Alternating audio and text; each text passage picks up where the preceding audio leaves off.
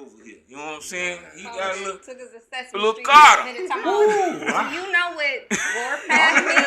Right. I'm waiting for some more. Warpath, you know what I'm saying? All I know is these words was in my head at 8 years old. I didn't know what they meant. I'm on a warpath, but I knew our ass got whooped. And then another thing she used to say, you know what I'm saying? I'm gonna crucify you. Oh. I didn't even know what that meant, but it was sounded fucked up. Mm-hmm. You know what I'm saying? I did second grade, so you had to be. See, I knew what that crucified meant. I didn't. Eighth grade. We went to church every day. Crucified. Even I went to church, you can say it. I didn't know what it meant. Yeah, you know. So I'm like, you gonna do it like you gonna do it like Jesus. You gonna do it to me? I ain't get to that part. You know? Right. That was the get go. You know what I'm saying? Yeah. Get to Jesus, look. I crucified. I mean, she was talking about killing me. I said, you always want to kill me. You say you were in the first grade? But, you were in first grade when that occurred? That was I was in the second grade, but I went to the third grade because I made a double, so I was in there. You were kids. Promoted, okay. Yeah, I double promoted. That's what y'all call it here, double promoted. Yeah, yep. But Lukata. Yeah, but that name sound like Mr. Lukata. It sound like if I got some trouble, I'm gonna call up my guy Lukata. He's gonna handle the business. You don't want to see Lukata. Yeah, we got Africans that handle business too. You know what I'm saying? I like that name. Lukata. It sounds so suave and sweet, man. Mom gave you that? Yeah, Lukata. Yeah, that's a family thing, man. Like I said, I come from a neighborhood where everybody was into that. We was into our heritage, right. You know, our African heritage. You know, so Lukata. I had an uncle that called himself Lukata. Oh, my Uncle Warren, and everybody had African names. We talking about back in the early '70s and stuff like that. So that whole neighborhood, I got friends that I grew up with that got African names. That we went to school together, we grew up together, and our family name, they was all naming all their kids African names in that particular neighborhood. Right. At the same time. So, I be looking at them like, man, I know why your mama named you, man. You know what I'm saying? I got a question though. Yes, sir. I got something I'm gonna challenge you on. I read that first little idea in the book, but I'm gonna disagree. You said in the book, I'm coming from Chicago, Detroit. You hit me with the pistol, Chicago. That motherfucker, that Rick Mahorn beat up the whole Bull squad and the coach. Where and what time and what game was that? Okay, this is why I'm so glad we got YouTube right now. Man, you got to call that up. Say fact check it right now. Right.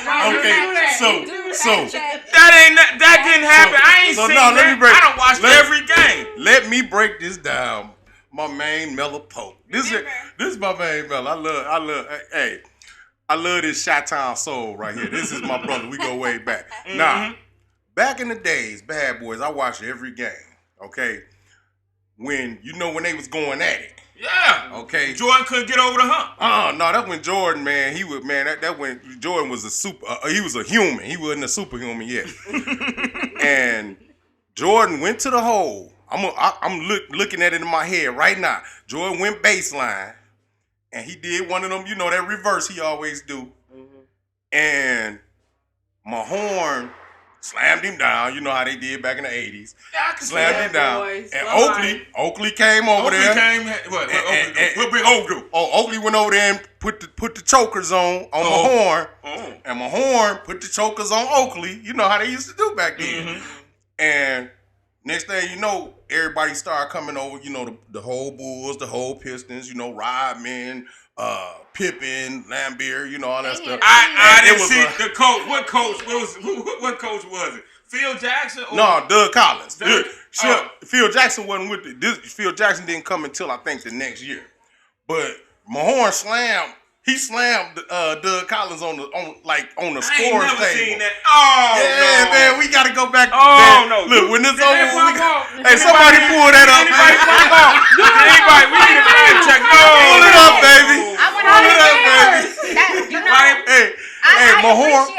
mentioning the bad boys in your book because the thing about it is they the one who paved the way. We are, you know, Detroit Pistons, bad boys. They brought us out there. They really did. And I love the bad boys. Basketball. Yeah. That's when it was on when point. I enjoyed it That most. until They Chicago came to pick it over to Jordan, man, to Jordan and Pippen, man. They stopped. I'm gonna tell you, one of the worst feelings of my young career as a basketball fan was, man, when Scottie Pippen learned how to just get in there, man, with Jordan. And Jordan got with that boy. And next thing you know, Jordan went from doing just 25 points on the Pistons to like 50, 69. And I remember seeing the Pistons, man, looking like some old, ambivalent, old cats. And I was like, oh, man. I was going to school every day. Check this out about the book. And it was over with. I feel you on that. That's a bad memory. I ain't even had the memory. It's a bad memory. I can't. Y'all took it over even, after that, man. I can't even. You said they beat the whole squad. I'm like, huh? Didn't no fans come out the stadium? What, I'm gonna have to. Town? Well, you know, it was a little security around. You know. I know she looking it up. There you go. That's it right there. Rick Mahorn slams Doug Collins. He said fact check it. We got to fact check stuff. That's the reason. Now I understand. I was overseas in Germany when that's the reason why it went down. I wasn't even here. So you wasn't there? I wasn't even here. I was overseas in Nuremberg. That's how that went down. Hey man, say when it went down. Hey man, hey listen. That was my proudest basketball moment ever. I said, man, he done went through the whole squad, man. That's what the I gotta watch that. Hold that fact checker. Hey, but check it out. I was going through your roots and all that in the beginning of the hookup. You know what I'm saying? And it says that in the beginning you was serenading this little girl, and y'all, and that's what really charged you up for that rapping thing, you know. And exactly. What was you doing? A Michael Jackson, the moonwalk? What was it? You was doing all that stuff, you know. Well, you was doing all that stuff in the '80s that they did in the '80s. Man, listen, let me tell you something. In that particular chapter, and that's my intro chapter. Right. We stepping into 313 spotlight. 313 spotlight. That's what we doing. In the end of that, I was like, you know, we didn't know nothing about rap back then.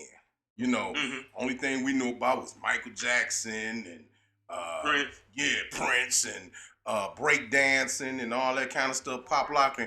And at that particular time, you know, that's how we got the girls. You know, when I was in elementary school back then, I was in like 4th grade. Oh, you had to dance? Yeah, you had to dance and you had to sing. You had to know how to sing. That's what the animals used to do. They be dancing and doing stuff for they want to go get some motherfuckers. Exactly. they got to put on the show. They got to put on the show. And so that's I kind of put back, like I say, my book is fictionalized, but it's based on different events in my life. So in that particular point, what I wanted to point out was that this being a hip hop tale, that at that time, my love for hip hop had started with my love for entertainment. And how I got that motivation for entertainment was, you know, the girls that I liked on the block. And this one particular girl, she was the cutest girl in the school and